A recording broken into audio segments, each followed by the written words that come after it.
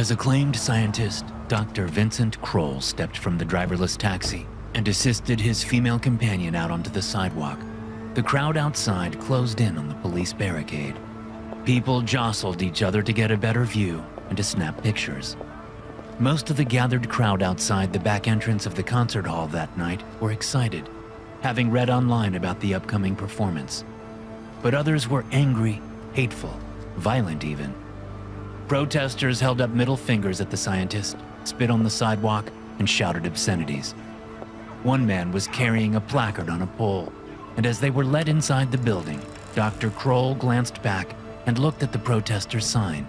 It read, "God made them bones. You made them clones." Beneath these words, a cartoon image of an ugly caveman was overlaid with a red circle and a red line through it.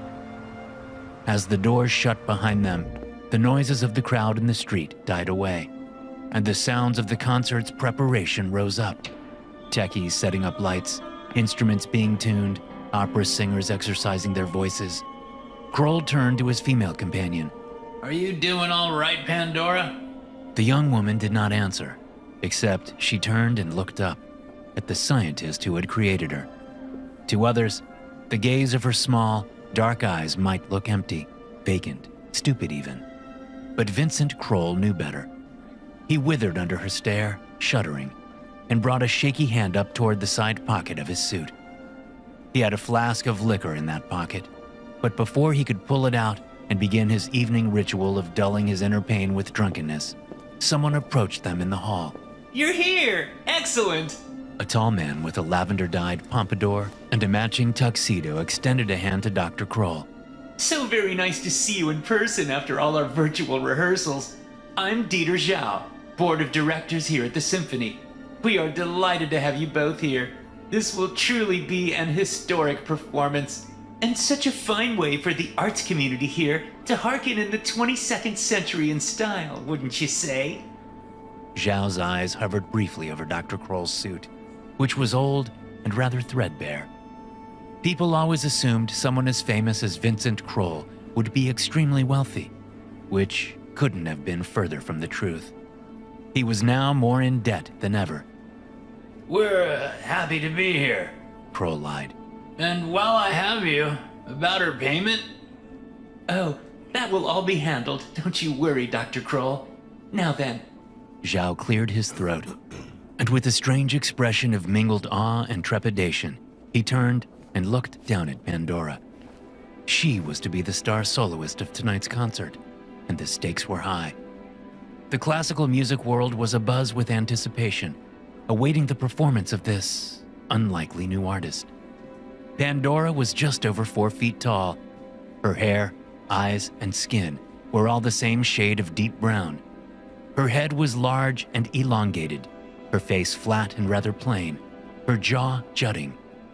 Her forehead was rather small and slanted, ending in a jutting brow with bushy eyebrows. The heavy brow cast a shadow over her face and the harsh light of the hallway. "Remarkable!" gushed Zhao, after staring at her for a whole 10 seconds. "It is remarkable. A real live Gen 2 Og in the flesh. My hat is off to you, Dr. Kroll. It's beautiful." A muscle twitched angrily in the scientist's gaunt face. "She. I beg your pardon? She is beautiful, Mr. Zhao, not it. And please refrain from using the derogatory term Og in my presence. Neanderthal clones, such as Pandora here, are human persons, both legally and scientifically." "Ah, well, of course. I meant no offense. Please do accept my apologies. Now, come along. I'll lead you and her to the dressing room. Our seamstress has done her best with the costume based on the on Pandora's unique measurements." Zhao spun on his heels and started down the hall. Kroll nodded to Pandora, then the two of them fell in step behind Zhao. "Are you an aficionado of the opera, Dr. Kroll?" Zhao asked as they walked, pausing briefly at a mirror to adjust his absurd pompadour hairdo. "Fan of opera? Me? No, not at all." Pity. Well, tonight represents the finale of our current showcase of the finest arias in opera history. The doll song, as the aria is known, harkens from Jacques Offenbach's 1880 masterpiece, Tales of Hoffmann. You'll know the plot, of course. Dr. Kroll slid a hand into his pocket, letting his fingers rest against the cold metal of his flask, wondering how long it would be before he had a chance to start drinking. Too long, that's for sure. What's that? Oh, the opera? It's about a doll or something. Zhao snickered. It's more than that, and I would think a scientist like you would especially appreciate it. You see, the themes in that particular opera fantastique were way ahead of their time. Why, it's practically science fiction. The woebegone protagonist, Hoffman, falls deeply in love with a lifeless automaton, a robot. Imagine what they must have thought of that in 1880, eh? These days, the implications are numerous. Personally, it reminds me of a nephew of mine, moved to Tokyo to buy a droid body for his AI girlfriend. They had a wedding and everything. My sister was furious at me for not attending, but really, it's repugnant. Anyway, tonight, the role of the singing automaton doll will be performed by your... He looked over Pandora, his head cocked to one side. What do I call her? Your creation? Your experiment? Surely not your daughter. You can just call her Pandora, Mr. Zhao. Ah, yes. Well, Pandora will be performing the character's infamously difficult aria. Very few sopranos can do it justice. But, of course, your lab has made a superstar here, Doctor. I said it the first time I saw her singing online. Voice like an angel. She belongs on the stage. Tell me, Dr. Kroll, man to man, did you do anything in designing her DNA? Find some way to enhance certain qualities, perhaps? Kroll sighed, not bothering to hide his growing irritation. Pandora is pure Neanderthal, Mr. Zhao, I assure you. She is an exact recreation of a woman who lived 41,000 years ago, soon before their kind went extinct. Zhao held up his hands in mock surrender. Very well. I'll take your word for it. It's just that her talent is so unexpected. Not to speak ill of your earlier work, Doctor, but, well, let's face it. The Gen 1 Neanderthal clones were all a bit dull, weren't they? My building still has a Gen 1 Ogog for a doorman. It does add a bit of drama to the entrance, seeing him standing there in a suit and top hat. But the Ogog doesn't really do anything. More like a statue than a real person.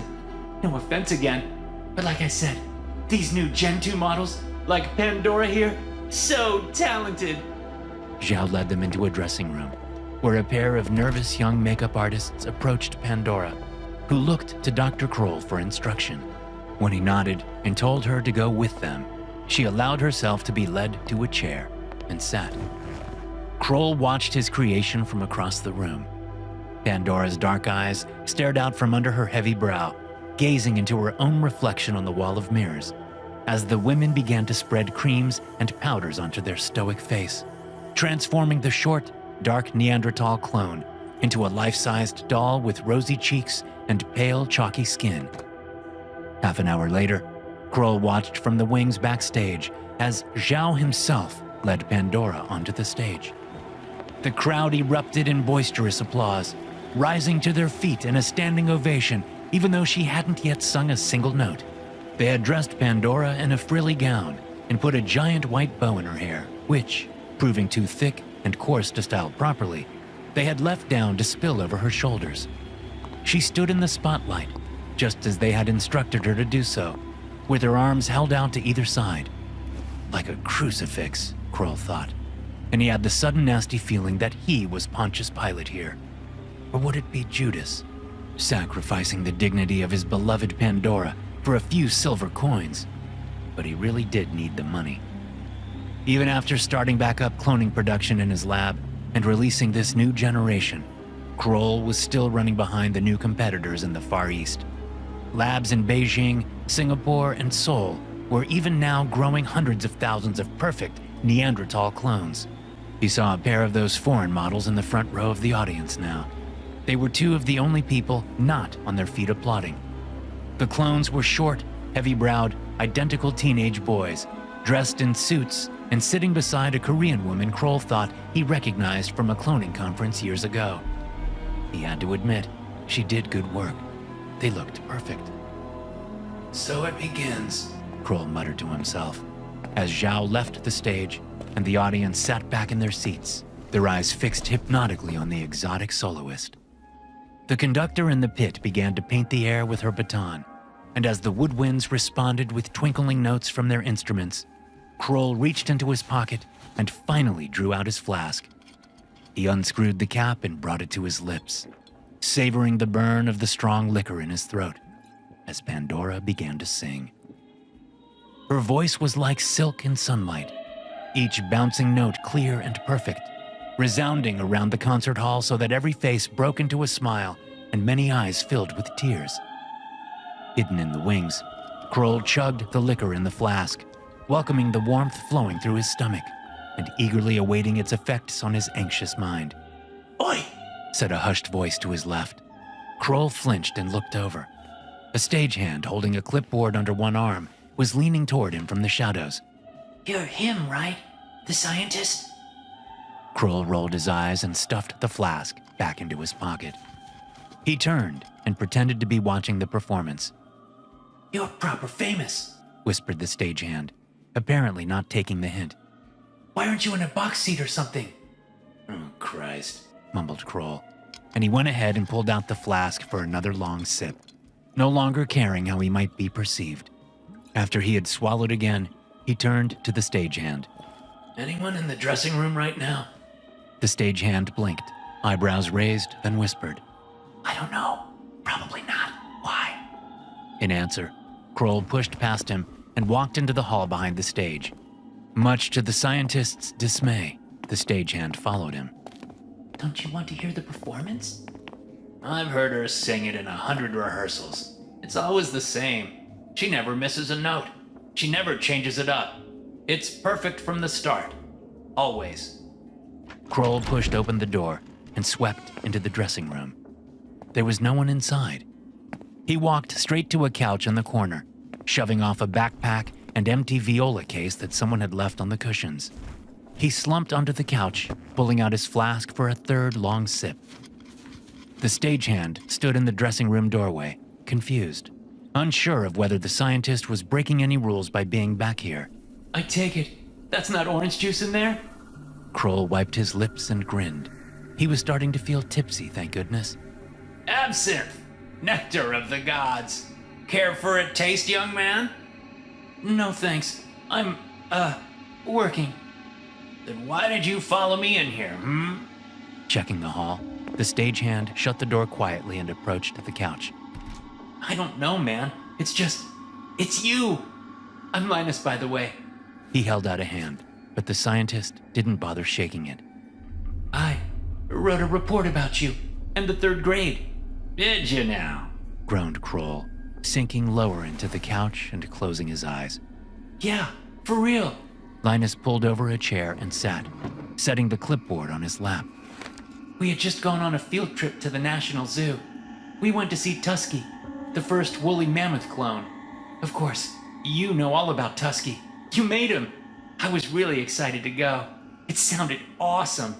But when I saw it, I don't know. I was kind of disappointed. He was just an elephant in a fur coat, basically." Kroll sighed and shook his flask. There were only a few drops left.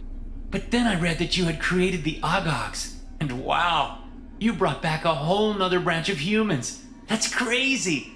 And I know a lot of people weren't impressed by the Gen 1s because they were so docile and dumb and stuff. But I still thought it was cool. And now, with the Gen 2s? Crazy. Everyone I read about is more impressive than the last. There's that one Ogog in Japan that's breaking all those Olympic records. And the math savant, you know, that engineer who keeps making those insane architecture designs. And you practically broke the internet when your little Pandora singer out there went viral. A true artist. That's what you made. You've created a race of geniuses with Gen 2. Even with his eyes closed, the room was swimming in Vincent Kroll's mind. He was properly drunk now, and savoring the loss of control, of shame, of fear. Pandora is not a Gen 2. he mumbled. What do you mean? Kroll could hear Pandora singing through the walls, muted, but still so beautiful.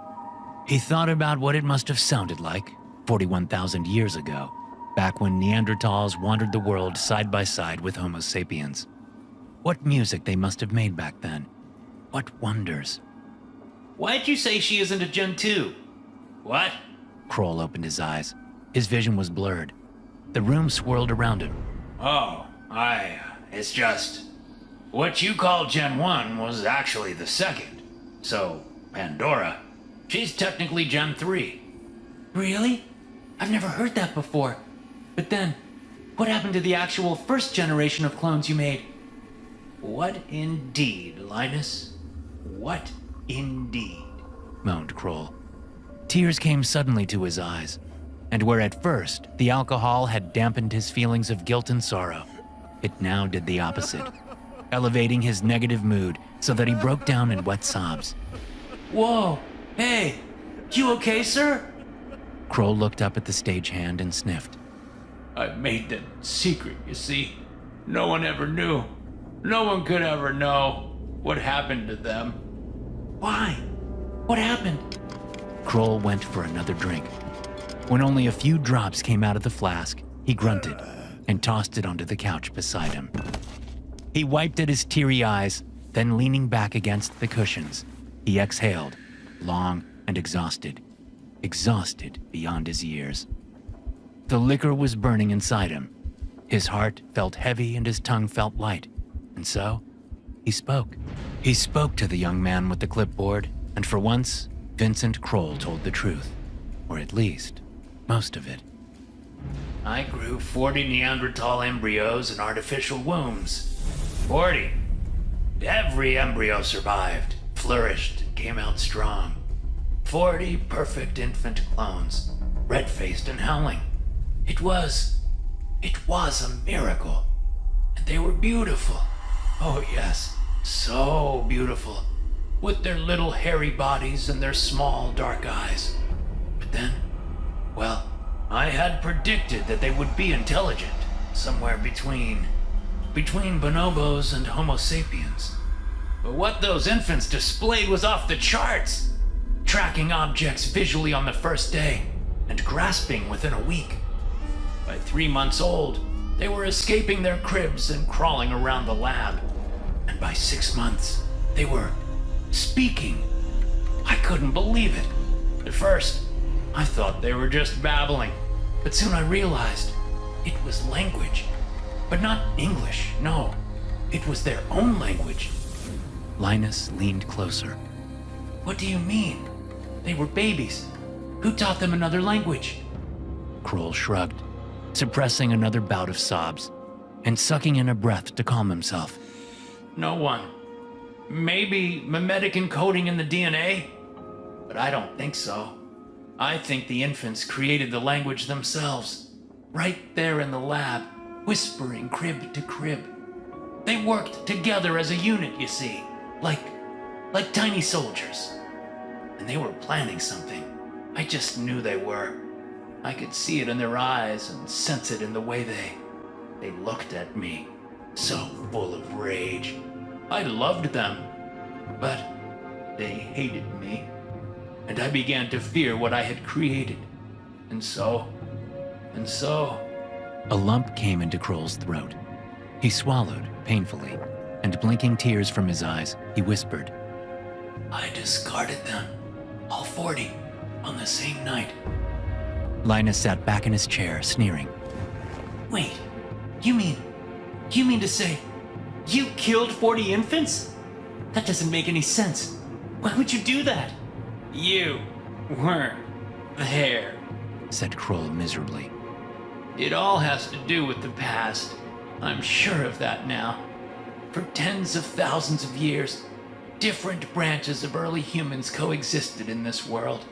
Interbred even. But then something happened.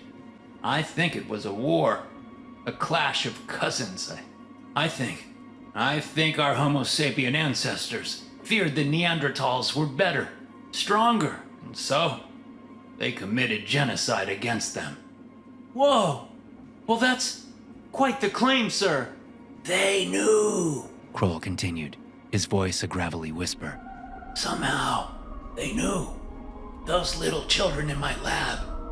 He let his eyelids droop, let the playful music from the concert hall mingle in his head with the horrible memory of their screaming voices as those little ones died, vomiting blood from their poisoned food, their eyes blazing in their flat little skulls. God made them bones. I made them clones. I resurrected our oldest enemies. That's what I did. And I was their first contact with the modern world. It was a chance to start new relations anew. But, me being me, I put the whole world at risk. That's what I did. And for what? Linus crossed his arms and leaned back in the chair. Yeah, I don't know, sir. If you were really that scared of the clones, why'd you go and make the next generation? This all sounds like a bunch of bullshit. Like a bad joke. I'm the bad joke. Kroll sat up on the couch, swooning and holding his head in his hands. I had financial investors to satisfy. Debts. So many debts. So I grew another batch. But I was careful that time. I polluted their genetics. I handicapped them. Took away their will, their intelligence. I made them dull and docile. Less than. I made what you call Gen 1 dolls. Okay, but then what about that voice we can hear now? What about that girl out on the stage? She's not dull. She's new, different. She's special. Why'd you make her? Because I was a coward. I should have told the world about those first clones. I should have turned myself in for what I had done. Maybe no one else would have gone down that path. Linus considered this statement for a few seconds, tapping his fingers on his clipboard, then said, Oh, are you talking about the other cloning companies? In China and stuff? Kroll nodded drowsily. Yup. Once they started making their clones, I knew it was too late to be stopped. So I figured, why not? Why not start up my lab again? I have debts to pay. So, here I am. He held out his hands to either side, swaying on the couch. Pimping out my Pandora's voice to the adoring elites of this fucking city. Through the wall, they heard Pandora hit a particularly tricky part of the aria, her voice jumping through notes with grace and athletic perfection. The doll's song was almost at its end. But she doesn't sound evil, and she doesn't look dangerous. Neither do the clones from Asia. They don't seem to hate us. Kroll's hands dropped to his sides. Because they're clever. They're all brilliant. Now even smarter than my first batch somehow. They know to blend in, to act like the witless clones that came before them. But they're starting to reveal their talents, to make themselves useful, to infiltrate, to become beloved. As if in response to his words, they heard Pandora deliver the final note, an impossibly high A-flat, which seemed to vibrate the very walls around them. And the crowd exploded in applause and cheering. Kroll got to his feet with difficulty, and Linus caught his elbow to help him. Steady on, sir. Just you wait. Kroll slurred, swooning in place. Mark my words, Linus. They are only biding their time. And then they will have their vengeance for the sins against them, past and present. And for the second time, we will have to strike them down like the monsters we are. Linus stared at the flushed, inebriated face of the famous scientist he had, until now, venerated. Then he sighed, shook his head, and snorted a laugh. But this has all been a joke, right? Or at least the liquor talking. I mean, he didn't really kill a bunch of infant clones, sir. And that girl out there? She's just an ogog with a pretty voice. Right? Right? Vincent Kroll frowned down at the stagehand for a moment, then shoved him aside and stumbled to the door. He moved drunkenly down the hall, holding onto the wall to keep from falling, and made his way back to the wings. Breathing hard, he clung to the curtains for support and gazed over the backs of the performers on the stage, over to the applauding audience. Everyone was on their feet, pounding their hands together, stomping their feet, crying out in one voice, "Encore! Encore!" They loved Pandora. They all loved this pretend doll with the voice of an angel, because they didn't know. But Vincent Kroll knew. He knew, and he loved her anyway. He loved her like the daughter he never had, and like the lover he had never managed to find among his own species. That was one part of the story he hadn't told the stagehand, not even in the throes of drunken, murderous confession. About the things he did with Pandora, when the lights were off and the mood struck him. She was his doll. They all were. The bodies he grew in his lab. It had been easiest with the Gen 2s, who were designed to take orders and never fight back. These Gen 3s were different, as he knew they would be. He had tried to restrain himself, but it wasn't long before he gave in to the dark cravings. And every time, he had feared that Pandora would respond, that she would fight back. She could, if she wanted to, when she wanted to. He knew that. They were stronger than Homo sapiens, smarter, but also more patient. The other performers on the stage lined up and took a collective bow. But Pandora, standing in the middle, stayed in place, arms still raised, passive and obedient to the instruction given to her before being led on stage. Vincent hiccuped, and a mouthful of watery vomit splashed from his mouth and dripped onto his old suit. He stood there, gaunt and jaundiced, staring at her silhouette in the frilly gown with the bow on her head, and then, as if she knew he was watching her, Pandora suddenly lowered her arms and turned her back on the audience. She turned to look into the wings, staring through the blackness there, staring at Vincent Kroll where he swooned, leaning on the curtain, vomit on his old suit. He met her eyes. They were glinting beneath her brow, like daggers in the night. He would get what's coming to him. They all would. Story 2, The Prison Within. Lights came on in the sleep pod, abruptly swapping out the pitch darkness for blinding brightness. Onyx awoke with a gasp.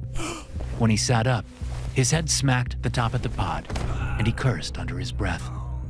The light was a shock to his system every morning. Would he ever get used to it? How many mornings had he been awakened in this identical manner? Hundreds? Thousands? It was hard to tell.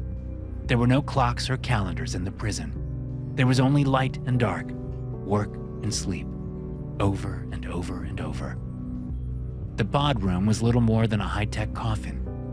Yawning, Onyx rolled over so that its hardware could retract the blanket and pillow. He was naked, and though the pod's interior was warm, he shivered as it sprayed its daily chemical shower over him. Skin sparkling from the chemical mist, he grabbed his gray jumpsuit from its drawer and pulled it on in the cramped space, banging an elbow in the process. The entire morning routine took only 60 seconds, and Onyx still felt half asleep as he crawled from the pod. His bare feet landed on the cold, white-tiled floor. Stifling another yawn, he got in line with the other prisoners and was handed a nutrient pouch, which he drank in about 5 seconds. Next, he stepped up to the speaker for the day's work assignment. Name and number? Onyx, 313, he answered drearily. Then he added, as he had done almost every morning since the beginning of his prison sentence, requesting transfer of work duty. Reason for request? Because I fucking hate working in sanitation. There was a pause. It was only a few seconds, but Onyx had never known the speaker to pause before. He felt a sudden sense of trepidation. The speaker dinged. Request granted. Report to Orange Depot Bravo 77. What? Seriously? What's the new work duty? The speaker didn't answer, but Onyx smiled anyway. When was the last time he had smiled? He didn't care what the new job was. It was different. Any change in the routine here was welcome. He set off down the hall, following the arrows to Department Epsilon. It was impossible to tell where you were in the prison complex at any given time. It was a colossal maze of white hallways, white rooms, and white sleep pods. But as the arrows guided Onyx to the white doors of an elevator, he was pretty sure he had never been to this area before.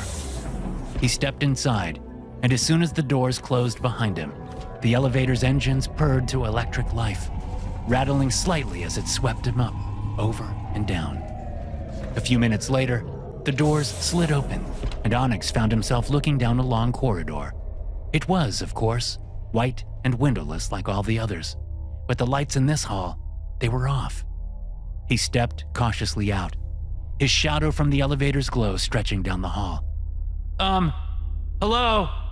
Anybody here? His voice echoed down the hallway, fading into silence in the distant darkness. Onyx shifted on his bare feet, trying to work up the courage to exit the elevator.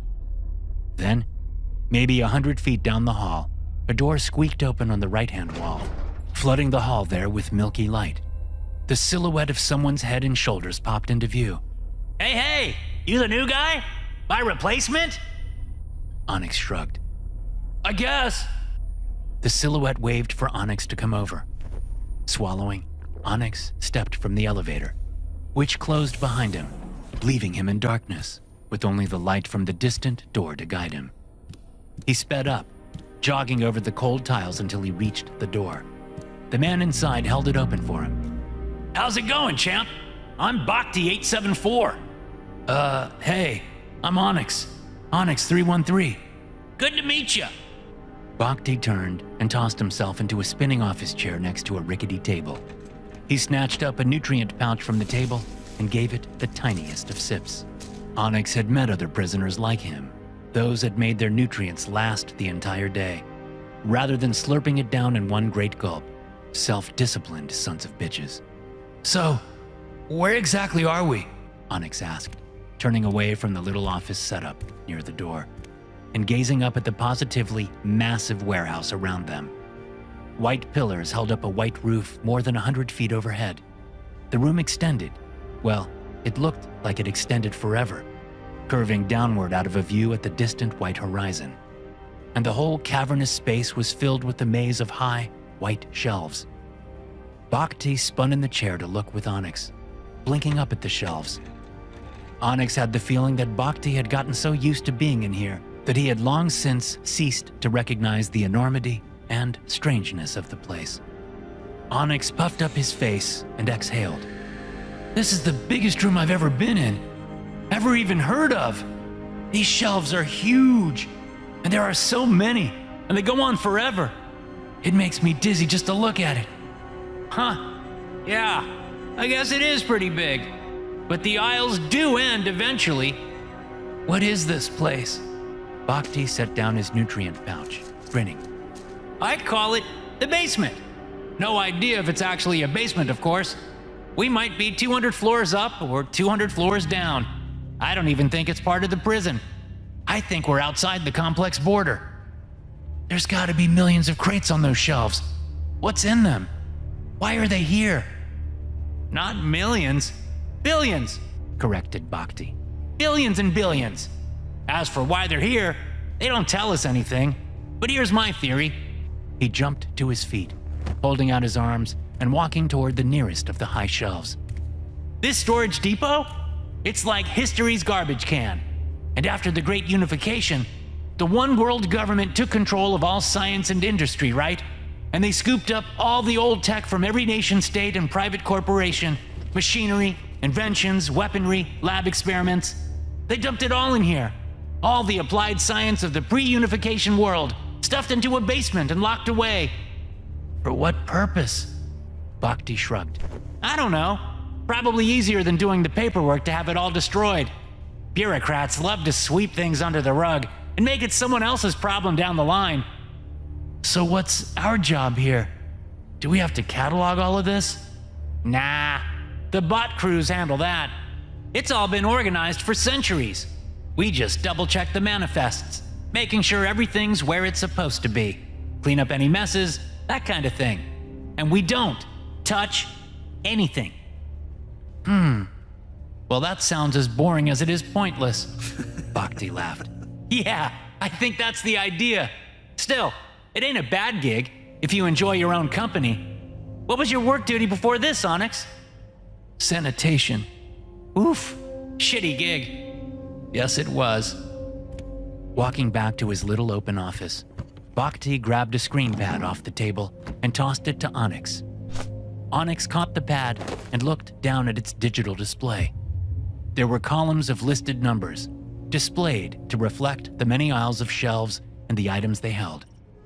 Today you'll be working in aisle J, 11978, Bhakti instructed, collapsing back into the chair and grabbing his nutrient pouch for another teeny tiny sip. Take that aisle there. Go straight for about 2 miles, turn right, then it's another 2 miles. You'll find it. Onyx lowered the screen pad. Are you serious? It's a 4-mile hike just to get there? Bhakti winked.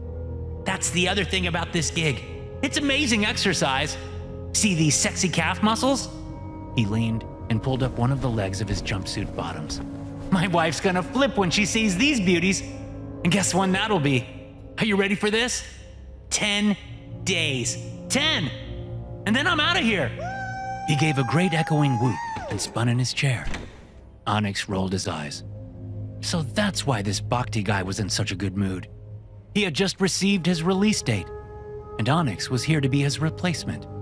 Still, Onyx thought his new colleague's jubilation at the thought of seeing his wife again was dangerously optimistic.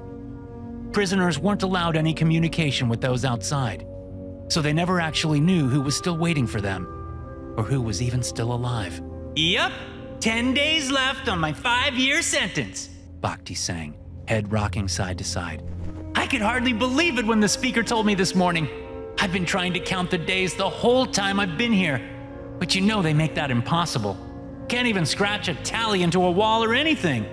Anyway, by my estimation, I had another 40 days to go.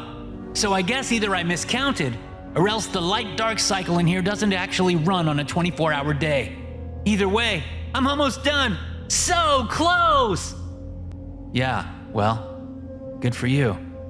I'm in here for a stupid credit laundering scheme, Bhakti explained. I was young. I was an idiot. But a 5-year sentence? Ridiculous. And these 5 years have not passed quickly, I'll tell you that.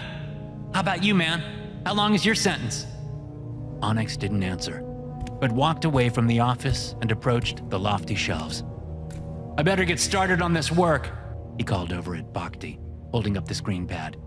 Seems pretty self-explanatory. I just checked the numbers on the pad against the labels on the crates. Is that it?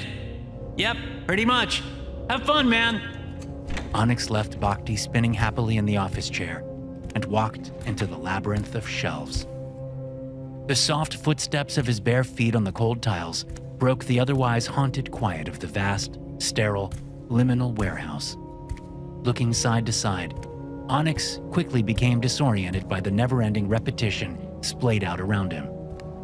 The shelves all held identical white crates, which came in a variety of sizes. Each had a printed label on its front bearing its numerical identifier. What exactly was in them? No idea. Finally, after nearly a mile of walking, he began to see some variation. Every now and then, nestled among the white crates, he passed objects of irregular sizes or shapes that were not in crates. He slowed down, intrigued by these oddities. There was a sandstone monolith from ancient Egypt, carved with ancient art and laying on its side. There was a stack of sleek missiles which, according to the fading words on them, came from something called Lockheed Martin, and a human-sized cloning tube from Kroll Labs. He even found a quantum data helix from the Nova Tokyo Imperium. And the longer he walked, the more he discovered.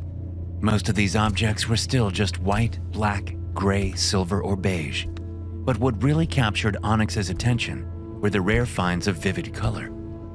After so much time in the black-white world of the prison complex, color was like music to Onyx's brain.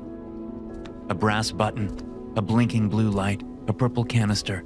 These were the sights that made his eyes go wide as he moved deeper into the massive storage depot. After what felt like an eternity, he reached aisle J 11978, which, disappointingly, held only identical white crates, and he began the tedious work of comparing their labels with the corresponding numbers on his screen pad. He found no discrepancies that first day, nor the second day, nor any day that first week of the new work duty. On the 7th day, everything changed. That's because it was on the 7th day that Onyx found it. It was not even on the manifest for that day's check. Onyx arrived in the basement that morning to find Bhakti dancing in circles with a mop. 3 days left. Bhakti was singing, and when he saw Onyx, he dipped the mop theatrically, then straightened up and handed it to him with a grin. Change in the schedule today, champ. The bot crews have reported some sort of oil spill in aisle Z3311. So you got a nice long hike ahead of you. Awesome. Onyx took the mop and a bucket of soapy water, and he walked for hours and hours until, tired and despondent, he finally reached aisle Z3311. A puddle of slick brown liquid lay in the center of the aisle. Onyx stood next to the oil spill and looked straight up, but he couldn't make out any source of the spill on the ceiling high above. Pulling the wet mop from the bucket, he had just started to clean. Something on the shelf beside him caught his eye. There, in the shadow of stacked white crates, sat a small, metal, sage-green box. Onyx stared at it for a few seconds, then dropped his mop and approached the object on the shelf. What are you then? The green box was a cubic foot large, dusty, with rust at the corners, and plain except for two features: a tiny panel of blinking lights on the top, and a set of glass tubes sticking out of one side. On the shelf beside it, dusty and unassuming, lay a plastic binder the same sage-green color as the box. Onyx leaned closer. The label on the front of the box showed only its numerical identification. He looked over at the binder instead, and feeling a sense of nervous excitement, he picked it up. The binder was crinkled and deformed with age, but he could still make out the words Third Eye Technologies Ltd. In the center of the cover, and below it, in smaller print, the Chamber of Pure Self-Reflection. These strange words piqued Onyx's interest in a way nothing else had since his trial. Glancing around to make sure Bhakti hadn't followed him, and that none of the hovering bots that occasionally zipped around the basement were present, Onyx backed away from the puddle of oil, lowered himself onto the floor, and leaning his back against the bottom shelf, he opened the green binder. The many pages inside were all held in clear plastic sleeves, but even so, the paper had grown yellow and parched over time, and as he turned them, one by one, they wrinkled and cracked within the sleeves. Onyx sat, under the glare of the white lights, reading the bizarre history of the green box and what it contained. He had just finished reading when the lights in the warehouse went off. Left in pitch darkness, Onyx had no other choice but to curl up on the tiled floor, and eventually he fell asleep. When the lights awoke him the next morning, he rolled over automatically, awaiting his blanket and pillow to be retracted and the chemical shower to fill his sleep pod. When these things failed to happen, he opened one eye, then the other, and blinked up at the shelves around him. Oh, yeah, he said with a yawn, sitting up on the cold tiles. What was he supposed to do now? He had no idea what happened to prisoners who didn't return to the sleep pods before the lights went out. He had never heard of it happening before. He stood, stretched, and let his gaze wander down to the oil he still hadn't cleaned, then up to the shelf and the green box. Onyx stared at it, and as his waking mind recalled what he had read last night in the binder, he felt a chill go through his whole body. Could it really be true? Could that actually be what this box contains? Yes, Onyx knew it somehow. It was true, and it was too horrible to imagine. He had to act. A wave of adrenaline hit him, banishing all drowsiness from his mind. Onyx picked up the ancient binder and, cradling it against his chest, He began to run down the aisle, white crates whisking by his vision left and right, making his long way back to the office. Onyx? Where the hell have you been, man? Bhakti, Onyx panted, sliding to a stop beside the table. I found... Oh shit. Were you still back there when the lights went out last night? That sucks. But don't worry, it's happened to me before. Just tell the speaker tonight and you shouldn't get into any trouble. Listen, I need to tell you. Onyx swooned in place, clinging to the binder. Bhakti hopped up from his chair and helped lower Onyx onto it. Whoa, you look crazy, man. Did you run all the way back here? You need some of my pouch? Onyx shook his head, and with an effort, slowed his breathing. Listen, please. I found something in Z3311. That oil spill? Did you clean it? Hey, where's the mop? Forget the mop. I'm trying to tell you what I found on the shelf. He held up the green binder. Bhakti stared at it for a few long seconds. Then his eyes went wide. Onyx, did you take that off a shelf? Why would you do that? We're not supposed to touch anything in here, ever. But once you know what it says, I don't give two shits what it says. We only check the manifests. We don't go near the... Ah, shit, man. I have 3 days left. 3 days! And you're gonna get me mixed up in this? No, I can't let you. Bhakti, please. There's this little green box on the shelf. Stand up and march your butt backs to Z3311. Now! Then put that thing back, clean up the mess, and get started on today's manifest. Pronto! Do you understand me?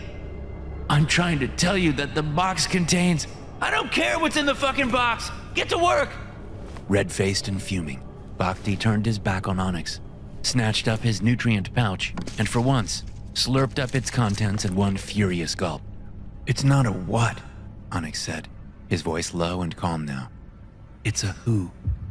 Bhakti froze. After a few seconds, he deflated with an angry sigh. God damn it, Onyx! He turned around. Okay, you've got my attention, you bastard. I'll give you 1 minute. So, what do you mean it's a who? There's a person in a little green box?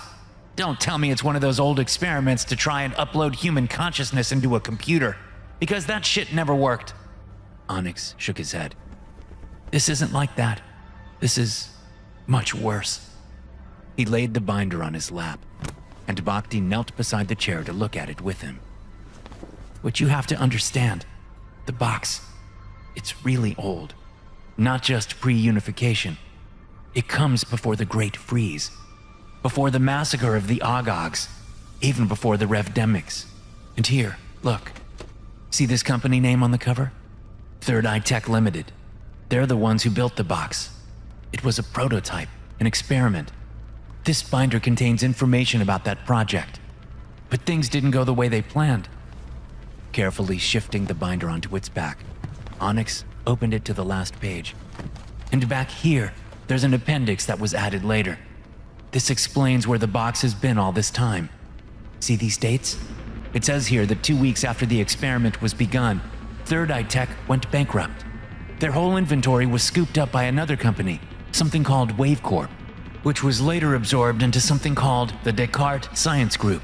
And that was then taken over by the Nova Tokyo Imperium, whose storage was all amalgamated into the Unifiedum's science division after unification. Are you following? Bhakti shrugged. The box is really old. It's been moved from warehouse to warehouse before ending up here. That about it? Yes, but what's incredible is that for the whole time, bot crews have continued to service the box, replacing its hydrogen batteries when needed, and making sure its supply of glucose, vitamins, and tissue-preserving chemicals are up to date. I've checked. It's never been turned off. It's never stopped working. It's doing the same thing today as it was when the project began. But what is the project? Asked Bhakti. He was getting antsy, and kept glancing around the room as if someone might catch them at any moment. Onyx carefully went back through the pages until he found a faded yellow sheet, where the cracked and crinkled face of a middle-aged woman with a shaved head stared out at them. Her name is Jadis Wu. Never heard of her. Of course not. She was barely famous in her own day. Jadis was a spiritualist weirdo, one of a bunch who became popular back in the 2450s. She was a meditation guru and a bit of a performance artist, but she got sick. She was dying, and then Third Eye Tech approached her to be the subject of one of their experiments. What did they want to do to her? Examine her brain while she meditated, Onyx explained, turning to the next page to reveal a diagram of a human nervous system that was printed there. Just her brain. Bhakti's upper lip wrinkled in disgust. They asked this woman if they could remove her brain while she was still alive? Nasty! And she actually said yes? She did more than say yes. She added a new dimension to the project. I think Jadis Wu saw it as her final artistic performance, her magnum opus. She allowed the scientists to open up her skull, attach her brainstem to a life-sustaining machine, then remove her brain and her eyes, still connected by the optic nerves. They placed the organs into a sealed container and, according to Jadis's wishes, they lit up the inside of the box, and then they lined the whole thing with mirrors. Mirrors? Why? Onyx carefully closed the binder, then tapped the line of the words on the bottom of the front cover. The Chamber of Pure Self-Reflection. That's what she called it. The project was designed to last 30 days. The idea was for Jadis's mind to stay aware and attentive for that whole time, day and night, so that she might meditate and look upon the reflection of her own brain. It's a closed loop, get it? The mind, gazing upon the mind, that's gazing upon the mind. No other sensations, no other distractions, pure self-reflection. Bhakti clapped a hand over his mouth. Fuck, that's extreme. Yeah, and then, when the 30 days were up, they would turn off the box, and Jadis Wu could slip peacefully into death. Bhakti nodded, considering all of this. Okay, it sounds like a weird experiment, but didn't you say Third Eye Tech went bankrupt 2 weeks into the project? Yup. So then, Onyx squeezed the binder in his hands, breathing in through his nose, out through his mouth. Yeah, Bhakti, now you get it. The project never ended, which means the conscious mind of Jadis Wu has been kept perpetually alive and awake every minute of every day for over 3,000 years in that green box. Bhakti went so pale that he almost blended into the white walls around them. Holy shit! And that whole time, she's just been a pair of eyes staring at her own, holy shit! Onyx closed his eyes. He was relieved that Bhakti understood it so quickly, and seemed as freaked out as he felt. You know what we have to do now, right? We have to honor her last wish. We have to turn off the box. He opened his eyes and looked over at Bhakti, who stared back in abject horror. We can't do that. We can't go near it. We don't have another choice, said Onyx. What she's going through, it's torture, Bhakti. Torture without end. And I've thought it through. If we report it to the speaker, they'll know I read the binder, so we'll be in trouble anyway. And I don't think the software that runs this prison will give a shit about what's going on in that box. And even if, decades down the line, a human supervisor ever sees the report, who's to say they'll do anything about it either? It's been gathering dust for 3 millennia. No one has ever done anything about it, but we can. What we? Bhakti shouted, more flustered than Onyx had ever seen him. There's no we. This is your mess, 313. It's... fuck! I'm supposed to be your supervisor right now. Whatever you do reflects back on me. And I've got 3 days. 3 fucking days until I taste freedom. You are not going to fuck that up for me, man. Do you understand? You cannot go near that box again. The chair squeaked as Onyx got to his feet. I don't want to get you in trouble, Bhakti. Fuck you, man. You know how much time they'll add to our sentences if they find out? Years. I can't be here anymore. I can't. He broke down in tears, chest heaving. Onyx took a step toward him, but Bhakti crossed his arms and moved backward, bumping into the table. You don't get it, Onyx. I've got kids. 2 kids on the outside. I haven't seen them in 5 years. I'm their dad, and I haven't been there for them. I can't risk it. I can't. He began to shake, clinging to the table to keep himself from collapsing. All right, man. All right, calm down, said Onyx, sliding the chair over for Bhakti to sit. I won't get you in trouble, okay? I'll put the binder back where I found it. I'll wait until it's just me here. I'll wait until you're out, I promise, okay? You good? Bhakti wiped his eyes and sniffed. You still shouldn't do it, man. You'll get in trouble. It's not worth it. Onyx chuckled dryly. Tell that to Jadis Wu. Bhakti blinked up at him, and the smile that Onyx was used to seeing on his face returned. You're a good guy, Onyx. Onyx sighed. You have no idea. Tucking the binder under one arm and the screen pad under the other, he set off down the aisles. It would be a long walk back to Z3311, then a long day of cleaning and checking the manifest, and Onyx's stomach was already growling. He hadn't gotten his nutrients that morning. The next 2 days were some of the hardest in Onyx's life. When the lights were on, he was walking and working and reading the numbers on the screen pad until his eyes ached and his mind went numb. And when the lights were off, and he lay curled in his sleep pod, he dreamed about the shelves, and about the white crates and the green box, and a slippery brain with 2 dangling eyes suspended in a field of mirrors, reflected over and over and over into infinity. On the morning of the 3rd day, Onyx rose, pulled on his jumpsuit, and crawled out of the pod. He drank his nutrient pouch, headed to the elevator, and made his way to Epsilon Depot Bravo 77. Bhakti wasn't inside when Onyx entered the basement. Maybe they had already shipped him home. Onyx didn't know, but he had wanted to say goodbye to the man. Friendships weren't encouraged among the prisoners, but Onyx liked Bhakti, despite his cheeriness and his freak out over the rules. Onyx didn't bother to check the screen pad.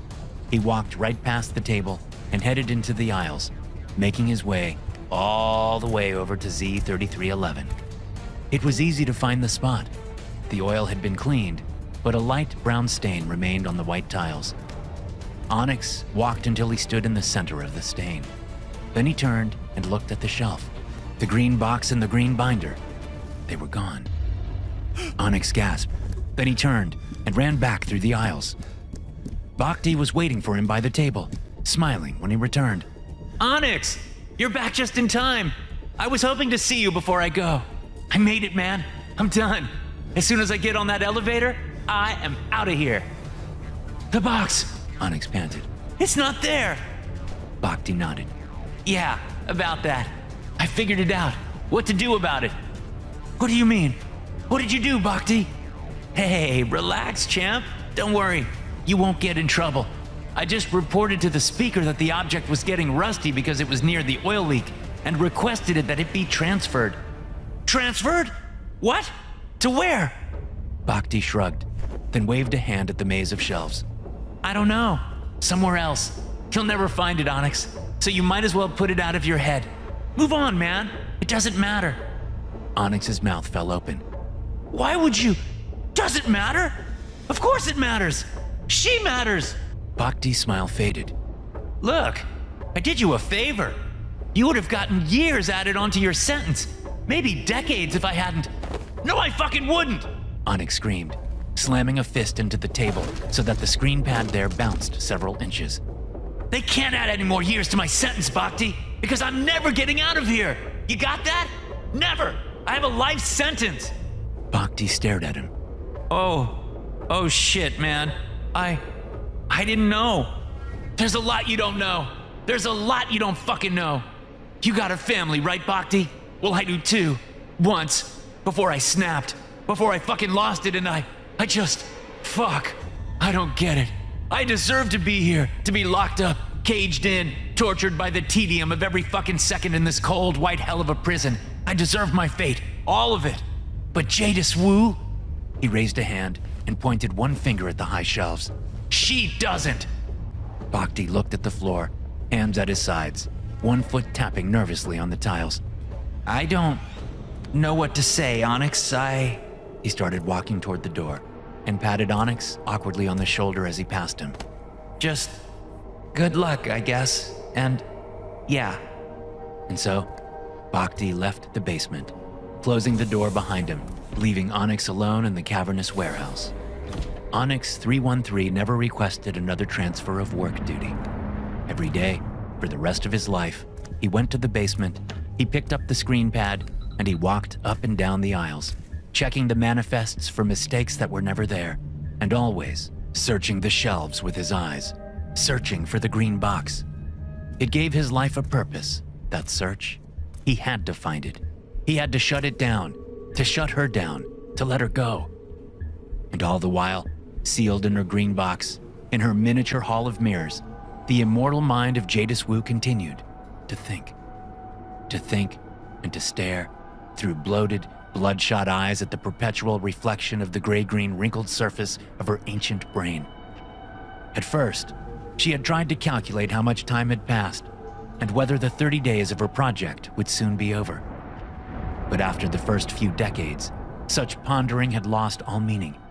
She merely existed, observing thoughts that came and went, as random as quantum bubbles in her mind, reviewing old memories, and in doing so, rewriting the events of her life until they inflated and evolved and branched into a psychedelic dream of nonsense narratives, forgotten colors, and new worlds imagined into being, all within 70 cubic inches of slick, wet brain tissue. Sometimes, for immeasurable intervals of time, she experienced heaven within the box, and at other times, she was in hell, tortured beyond pain or insanity or the natural limits of human endurance. Through it all, Jadis waited. And she waited. And she waited. Story 3, Rapture. She had always loved aliens, and now, after numerous nights of studying and too many job interviews to count, she had finally landed a position as a junior analyst at a top-tier xenobiology research institute. In fact, her first solo project was already showing promise. Way out there, amongst the stars, a little rocky planet was now under her constant surveillance, via one of the Institute's Ansible-enabled probes. She was watching alien life forms in action, in real time. Her hard-fought dream had finally come true, and while her peers in the cubicled labyrinth around her might grumble about the low pay and long hours, she had never been happier. One afternoon, as she sat deep in concentration in her cubicle, the boisterous voice of their boss burst suddenly through the quiet. Good afternoon, my beautiful baby researchers, he shouted from the doorway, startling the analysts. How's everybody doing? Working hard or hardly working? I'm kidding. So, let's see what everybody's working on. Who's first? How about you? Her breath caught when she realized he had singled her out, and he lowered himself beside her chair. Tell me, he began, leaning close to her monitor. What backwater little planet are you working on, eh? Oh, right. She swallowed and steadied herself. Well, sir, it's actually quite exciting. It's a Class M planet that no other institutes have studied yet. It's in the Orion Spur, designation 6862AJH. It has numerous life forms, but there is one predominant sentient species. That's what I'm focusing on now. Good. And what are they like, these itty-bitty aliens of yours? Well, to be honest, they're amazing. Definitely level 4 sentience. So, fully self-aware, deeply creative, and very emotional. Their society strives to find a balance between individualism and collectivism. Right on. And what is it they want? What do you mean? Her boss straightened up, raising his voice so that the other analysts all stopped to listen in. Oh, desire! That's a big part of what we need you all to identify. What makes a particular alien civilization tick? What makes them feel successful? What makes them a potential threat down the road for our kind? And of course, what resources might they have that could, one day, benefit the Institute? She stiffened in her chair. I'm not sure I understand what you're getting at, sir. What do they want? He asked again, enunciating each word as though the analyst were an incompetent child. What drives them? Is it fear or predators? Or the search for precious resources? Oh, well then, I'm not totally sure. I mean, This species has dominated their planet for a long time. They have all the resources they need and no real predators, except some illnesses, which they're close to eliminating. So, it is a utopia, this alien world that you've discovered? No, I wouldn't say that. There's still a certain amount of intersocial violence, strict punishment of wrongdoers, some mishandling of resources, that sort of thing. Eek, that's no good, is it? And what do you think's causing those problems? What do your aliens lack? She considered his question, swiveling back to her monitor to read over the latest data coming in from the probe. Then she shifted her eyes, her focus moving to her own reflection on the screen instead. Taking a moment, she tried to put her in the place of the strange, beautiful creatures halfway across the galaxy, to see life through their eyes, to find kinship with their hearts and minds. Growing impatient, her boss leaned down by her chair again. Well, what do you think they want? We found species who only care about survival, others that strive for artistic perfection or galactic power. What about your itty-bitties? I think they're actually pretty simple.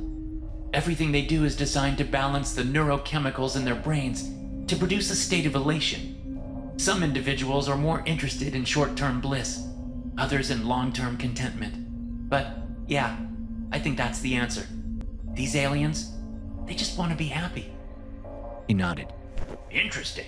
And do you understand the neurochemical processes of their happiness? I'm starting to, yeah. Well, there we go. Wonderful. We have a probe in orbit now, don't we? With a chem replicator and atmospheric disperser? Yes. There's your answer. Get started. She exhaled nervously. I'm still not sure what you're getting at, sir. What is it you want me to do? Make them happy, of course. Program our probe to disperse the proper chemical compounds throughout the atmosphere until it reaches every individual and alters their brain chemistry. Oh, I guess we could try that. Eventually. But I'm still in the early stages of my research. There's so much to be discovered. Bah! He twisted her chair to make her face the monitor again. You're new here, right? You're cautious. I get that. But remember, I've got a whole lot of other candidates that want this job. So, show me why you belong here. Show me that you can be bold. She took a deep breath, looking over her screen at the incoming facts and figures. These aliens were short-lived, relatively speaking, and she had already been able to watch generations speed by in her data. Families, cultures, a whole history, a whole world she yearned to better understand. The brains of the individual aliens might be simplistic, but together they had built cities, created art, even started to develop an understanding of science. What else might their future hold? Her boss leaned closer, his voice a venomous whisper, his breath stale and acidic. Give them what they want. Now. Give them happiness, euphoria, elation. Give them rapture. From the cubicles all around, she sensed the eyes of her peers, watching her expectantly. Feeling feverish and rather sick to her stomach, she straightened up and sighed. Right away, sir. She got to work. It didn't take long, and before her boss had complained again, she had sent the new instructions through the instantaneous Ansible connection to the probe. Then, far, far away, the probe whipped up the new chemical compounds and began to disperse them across the planet. They waited a few more moments as the planet spun a dozen times and the monitor displayed updated readings about the aliens on the surface. Well? Asked the boss, checking the clock on the wall. How's it looking? Any results yet? Yes. Something is happening. It looks like violence has ceased entirely. Hey, that's wonderful. What did I tell you? But, wait, this looks like, oh no, this can't be. Don't keep us in suspense. What does the data indicate? Her eyes strained as they zoomed over each line of incoming data, hoping beyond reason that there was some mistake, that this wasn't really happening, that she could undo the experiment, erase the damage before it was too late. They're not doing anything, she gasped. All productivity has ceased. All communication. Everything.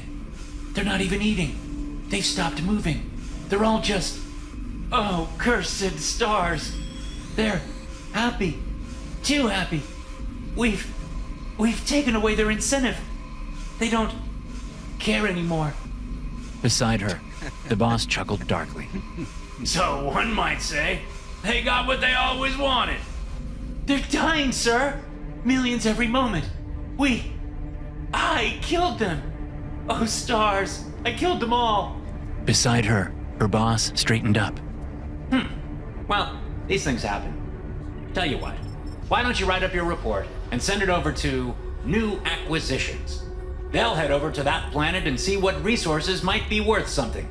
Who knows? This might end up being very good for our department's quarterly profit statement. He clapped her on the back and leaned in to whisper. Nicely done, analyst. You'll fit in just fine here. And then he moved off, voice booming merrily down the line of cubicles.